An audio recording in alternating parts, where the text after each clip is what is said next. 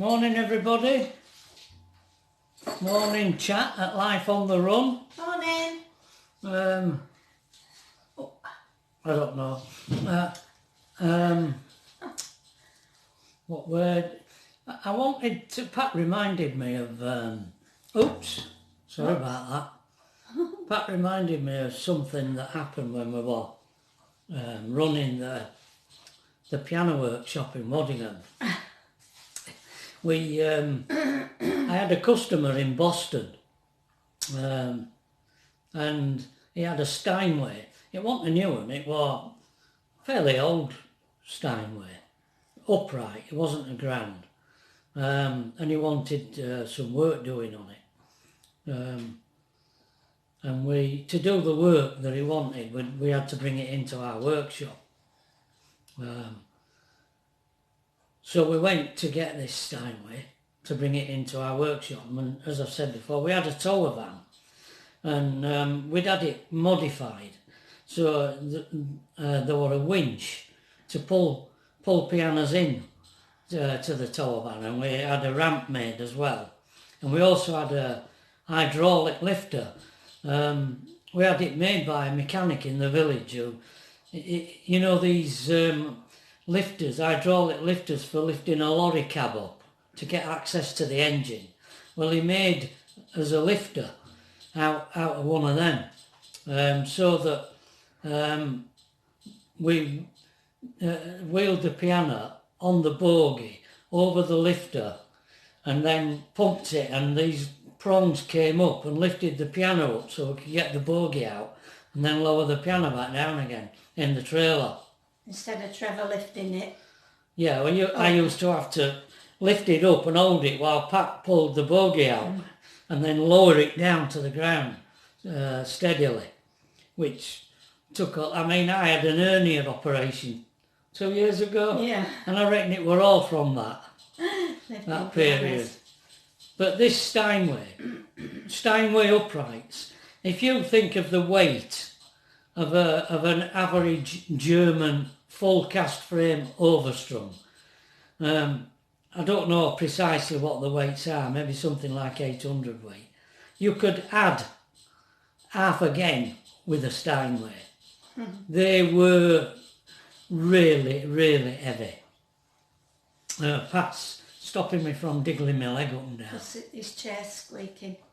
I never heard that. And the other thing about them is that the frame used to poke down underneath, protrude underneath the floor. So instead of the floor of the piano being flat, the frame protruded slightly through the floor. So it wasn't a flat surface. So when you put it on the bogie, it used to rock like that. Well, I had the bogie modified to have these little arms that came up. You could adjust them to kind of steady the rock, which it did a bit, but they were still very, very unsteady. And when you consider the weight, though, just me and Pat, well, we got it in. We got it into the trailer because it was on level. Yeah. No problem. But when we got it back to our workshop, our drive was sloping. So we had the trailer, you know, backed up to the workshop, and what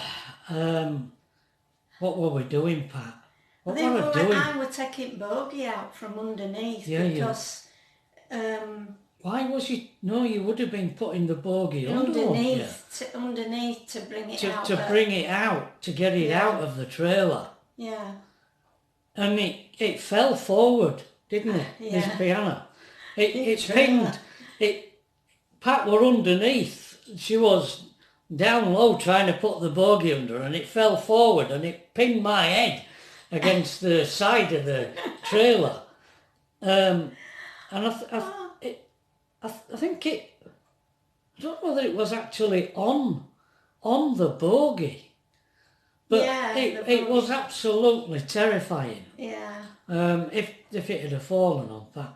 In end we got so scared that we went up the road to the butcher, Coggan. Well, I had to leave Trevor trying to hold this piano up. Well, I ran up, just up the next little area, past the little field, and there were a butcher's shop, Nigel, and I ran into the butcher's shop and said, Nigel, can you come and help us? We're in a pickle. Yeah.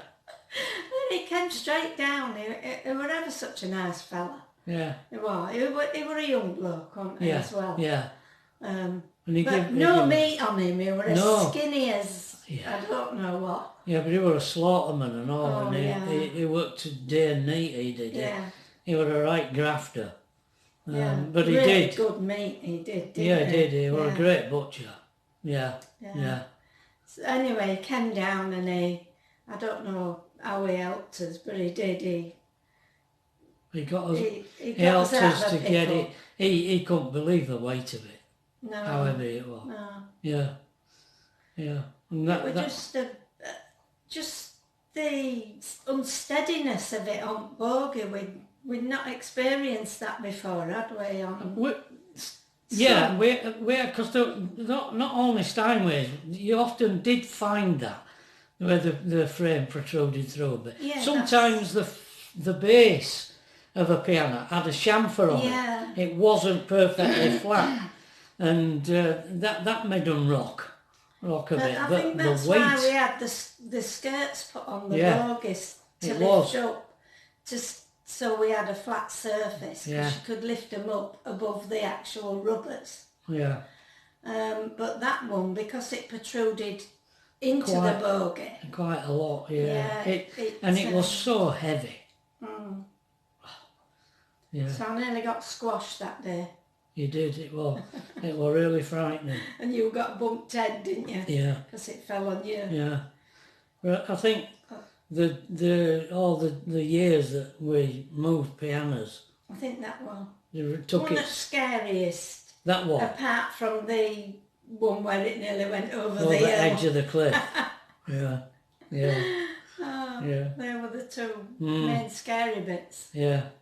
We had it off pat moving pianos. We never struggled moving pianos, but that one we did. And we always knew, I don't know how, we knew what one another were doing. We did, yeah. We never spoke. We just knew how to do it and where we were going. And yeah, we did.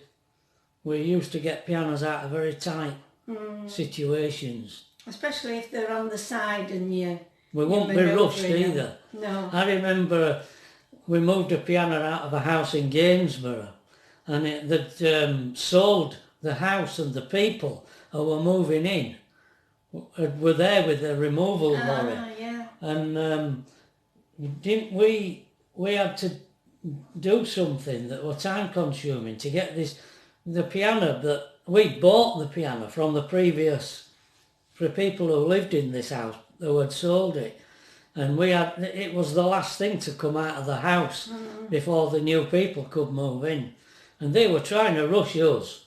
Yeah. To start moving the stuff in, but no, we won't be rushed. Did you tell them about the one where they took bets on us? Yeah, I've told them that. Yeah. How funny that. Wondered why all these people were coming in. Yeah. Sitting on the settee. All sat there waiting to see us really fail. Yeah. To we couldn't get it out. Yeah. But we did. We did. On its side. Yeah. Yeah. Yeah, we even had when we moved grands, we had a shoe, what they call a grand shoe or slipper, that used to fit onto the straight edge of the ground, tied on. When you put it on its side, instead of the piano sitting on the bogey, it was the ground slipper that sat on the bogey, and we had hooks fastened on either end. And a boom arm that slid underneath the trailer, and used to pull this boom arm out from the trailer. It slid underneath the trailer in a slot, and turn it over, and it had pulleys on it. So you pull this boom arm out, turn it over, put these pulleys on, and the wind should come round the pulleys and onto the hook at the end of the slipper, and it'd pull the ground out of the trailer, so we didn't have to pull it out.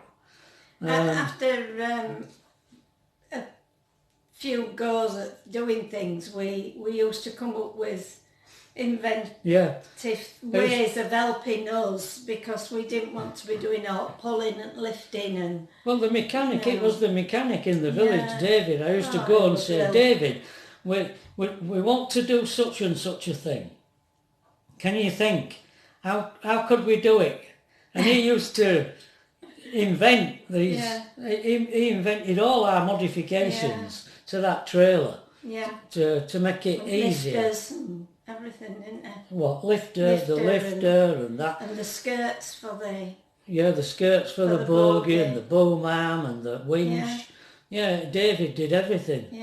Yeah, he was really good. Yeah, he just worked from a little garage outside of his house, and then he built a bigger one. And we believe now that his son's doing it, don't we? Son's taking this over. little boy, he used to hang around looking at things, and... I think he spent more time helping David than he did going to school. Yeah, he did. Mm. Yeah. He was a funny little thing.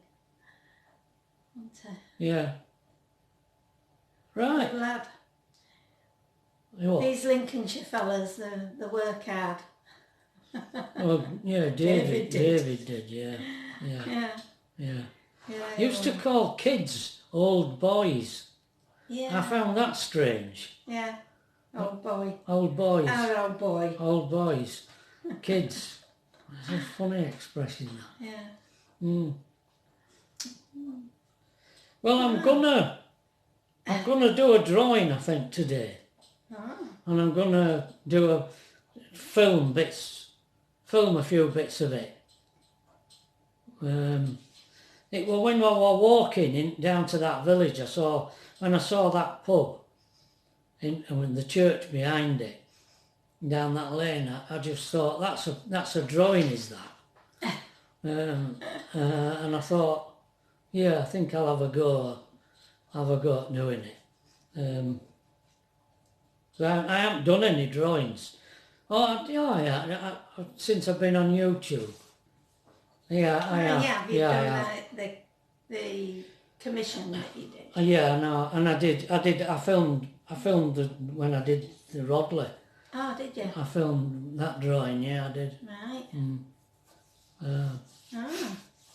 So that's what's on for today. And I'm going to feed Ernie. And Ernie, the tortoise, has been depressed because of Pat not being here. They said that he's not been eating right, and he's been sulking, not been a happy bunny at all, and he's been missing Pat. We all miss Pat when she's not around. Even our granddaughter went, woo, when they said we're here for Christmas. Oh, good. And she's 15, you know, you don't expect teenagers to be happy that you're going to be here, do you? No. She's a lovely lass. She is. Yeah. She came home with a letter from the school, and apparently she's a model student, is Alethea, and she's a, what do they call it? To everybody else, a role model. A role model. A role model, yeah. apparently. We hope she stays in our classes, because... When she moves into sixth form or something. Yeah. We hope she keeps the classes on, because she's just a role model to others. Yeah. Mm. She's very studious. She is. Yeah. Right. Okay. Right, that's us morning chat. So we'll see you again tomorrow. All being well. Yeah. All right. Bye. Bye.